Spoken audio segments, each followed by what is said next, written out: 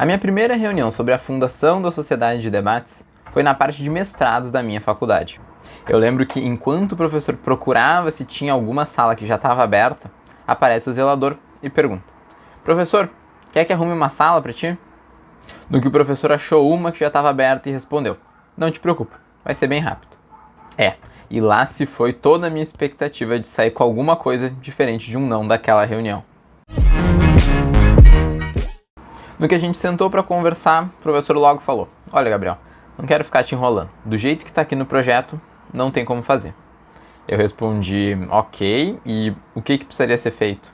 Ele me respondeu que eu precisaria pegar algum professor para tocar e escolher algum tema específico para fazer a pesquisa naquele semestre, ou eu teria que procurar alguma outra área da faculdade, porque dentro da área de pesquisa não tinha como.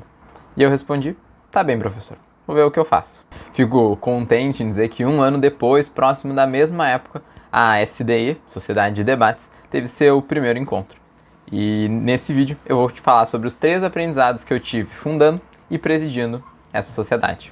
Claro, eu com certeza tive muito mais do que 3 aprendizados, mas a ideia desse vídeo é apresentar os que principalmente marcaram a maneira que eu enxergo o mundo e tem me ajudado desde então.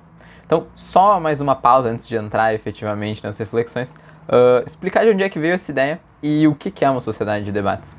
Eu lembro que era uma aula de Direito Civil 1 e no segundo semestre. E o professor trouxe pra gente: na próxima aula vamos fazer um debate sobre o caso de arremesso de anões. Eu pesquisei, fui relativamente bem preparado. O debate não teve nada muito glamouroso ou qualquer coisa do gênero, mas eu me senti muito vivo. E eu queria ter aquela sensação de novo. Tanto queria que comecei a abordar quase todos os professores daquele semestre para tentar trazer essa coisa do debate de uma maneira mais rotineira. E as respostas que vinham eram ou não, ou eu gostei dessa ideia, mas eu vou fazer uma coisa completamente diferente, que acabou dando errado no final. E, bom, um pouco de licença poética para essa última parte, mas essa era a ideia central. Depois desses resultados, eu fui direto na fonte, fui procurar a coordenação da faculdade para ver o que tinha que ser feito para fundar. Eles falaram para eu criar uma proposta e daí a gente volta para o início desse vídeo. Em poucas palavras, uma sociedade de debates é um grupo de pessoas para que debate um tema específico nos seus encontros, e esse debate ocorre com algum modelo internacional de debates. A gente usa o modelo do Parlamento Britânico. Bom, rápido e barato. Escolha 2. Depois daquela primeira reunião, eu lembro que eu fiquei chateado. Afinal, eu tinha colocado uma boa quantidade de tempo e esforço para ouvir um bom e sonoro não. E aqui veio essa primeira lição. Foram várias reuniões, alterações no projeto e novas alterações no projeto, várias pessoas aprovando, para até que enfim ele ser efetivamente aprovado. E posso dizer que ele ficou pelo menos 10 vezes melhor da maneira que eu tinha proposto inicialmente. Então, de uma maneira, aquele não foi um pontapé inicial para realmente se construir uma coisa duradoura, assim. Então hoje eu sou grato até por ter recebido aquele não, mas na época nem tanto. Mas onde que eu quero chegar aqui? A sociedade de debates era uma coisa que eu queria muito.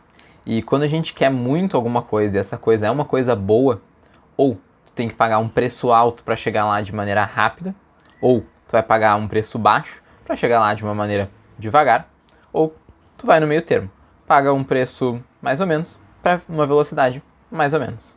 O importante é entender qual caminho que a gente está disposto a seguir e seguir ele. Eu lembro que o lançamento da SDE foi um sucesso, e sucesso com um S maiúsculo, eu diria.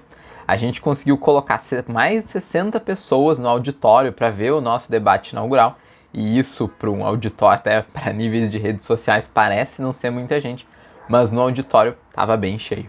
No final de toda a propaganda, a gente tinha em torno de 4 a 5 candidatos por vaga. O primeiro semestre foi uma verdadeira lua de mel. Pessoal muito participativo, chuvas de elogio, estava muito divertido, mas daí chegou o segundo semestre. Lembro que a gente terminou o primeiro semestre sentindo como se a gente podia tudo. E a gente colocou uma meta. Bom, vamos dobrar os membros do grupo para o segundo semestre. E afinal, estava, vamos dizer assim, bem fundamentado, porque a gente tinha tido uma proporção absurda de candidatos por vaga. Logo, nada podia dar errado, né? E foi ali que a gente cometeu o nosso primeiro erro. E eu honestamente acredito que era muito mais por inexperiência do que por falta de humildade. Afinal, os dados estavam ao nosso favor.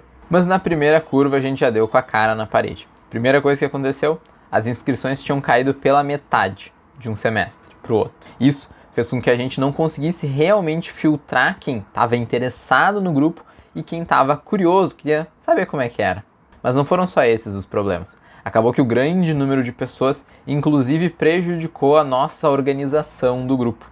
E até os membros sentiram e comentaram isso com a gente. E não me entendam mal, essas coisas todas foram problemas significativos.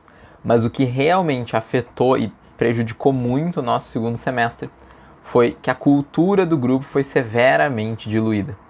Ou seja, tinha muita gente nova que queria fazer as coisas de um jeito diferente, que tinha ideias diferentes, e não tinha gente antiga o suficiente para mostrar os caminhos do grupo, vamos dizer. Quando eu olho para trás, eu fico pensando, tinham várias maneiras de não ter cometido esse erro. Mas eu só sei hoje que tinham várias maneiras porque eu cometi. E dessa situação, eu entendi. Há certas coisas que a gente só aprende errando. E o mais importante é que o erro não te tire do jogo.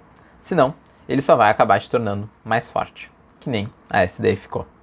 Quando eu fundei o grupo, eu lembro que tudo que me preocupava era atrair novos membros, organizar o grupo. Atrair novos membros, organizar o grupo. E eu cometi um erro de que, como eu era o presidente, eu queria centralizar as decisões. Então quase tudo passava por mim para eu dar o aval e as coisas seguirem em frente. Até certo dia, no fatídico segundo semestre, que eu fiquei incomunicável. Eu estava no estágio, acabei não ouvindo o celular tocando, não olhando o WhatsApp.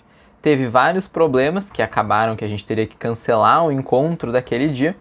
E o pessoal estava esperando o meu aval para poder cancelar e avisar todo mundo ou tentar seguir em frente da maneira que fosse. E apesar deles terem decidido de maneira certa, cancelando o encontro e avisando os outros membros do grupo, foi uma confusão para chegar nessa decisão que me fez pensar, cara, o que vai acontecer se eu não estiver aqui? Na época eu lembro que foi uma pergunta bem dura, assim, porque era o meu bebê, eu estava há 1 ano tentando criar ele, consegui criar, ele teve um sucesso e ele estava passando por problemas e eu já estava pensando em me desvencilhar dele. Mas se eu quisesse que ele crescesse para uma vida adulta de maneira saudável, eu precisava conseguir me retirar da equação. Eu precisava conseguir criar processos, sistemas, uma divisão de funções que cada um soubesse o que precisava fazer e que não precisasse ficar consultando a opinião ou o aval de outras pessoas para fazer. Mas não só isso. Eu também precisava criar alguém para me substituir. Afinal, eu não pretendia fazer a faculdade eternamente. Vou confessar que esse trabalho eu fiz muito melhor no segundo grupo que eu criei do que no primeiro. Mas os dois também. E a melhor maneira que eu descobri para criar um sucessor foi estranhamente simples. Foi pedir ajuda. Pedi ajuda para fazer uma parte das minhas tarefas, perguntava se a pessoa queria me acompanhar em reuniões com a direção, reuniões desse tipo. E de maneira consciente ou não, a pessoa acabou aprendendo o que eu fazia, como eu fazia e, eventualmente, como eu pensava. E pôde me substituir muito bem no grupo. Inclusive, hoje, a presidente atual deixou ele até melhor do que recebeu.